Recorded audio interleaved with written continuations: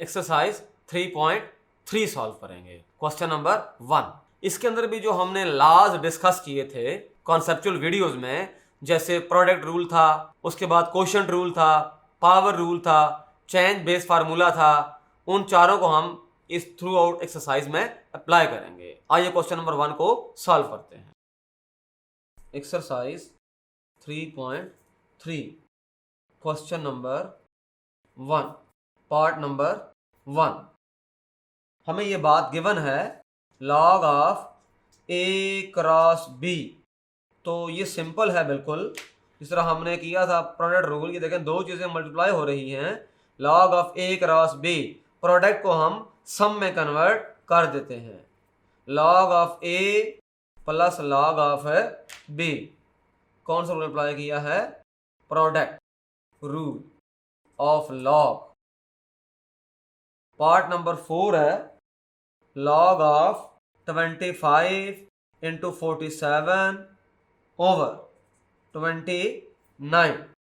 इसमें पहले लगाएंगे कोशेंट रूल। देखें ऊपर न्यूमरेटर है और नीचे डिनोमिनेटर है। पहले कोशेंट रूल लगाएं इसके अंदर। Log of 25 into 47 minus log of 29। Reason बता दें साथ में, log of m over n ये होता है log of m minus log of n। Base अगर a है तो तब भी कोई इशू नहीं है, अगर 10 है तब भी प्रॉब्लम नहीं है। तो यहाँ बेस 10 है, हमने शो नहीं की हुई बेस, इसका मतलब ये है कि ये अंडरस्टूड बात है कि बेस 10 है।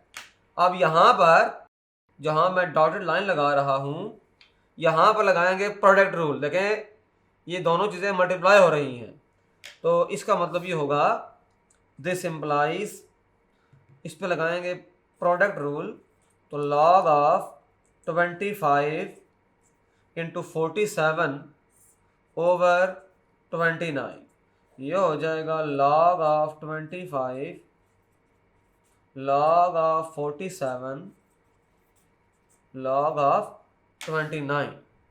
तो ये हमारे पास है इसकी एक्सपेंडिंग फॉर्म आ गई, सिंपल फॉर्म, स्ट्रेट फॉर्म। हमने इस न्यूमेरिकल एक्सप्रेशन को सीधा कर दिया, स्ट्रेट कर दिया। तो इस तरह से हमने पहला जो पार्ट सॉल्व किया है उसके अंदर हमने लगाया है प्रोडक्ट रूल ऑफ लॉगरिथम। फिर जो हमने नेक्स्ट पार्ट सॉल्व किया है उसके अंदर हमने पहले लगाया कोशेंट रूल, फिर लगाया प्रोडक्ट रूल। हमें उसके रीजन को मेंशन करना चाहिए। जैसे यहाँ पर मैं लगाया है प्रोडक्ट रूल, तो बता सकते हैं because log of M N log of M log of N, अगर बेस ए है तो बेस ए भी शो कर दे।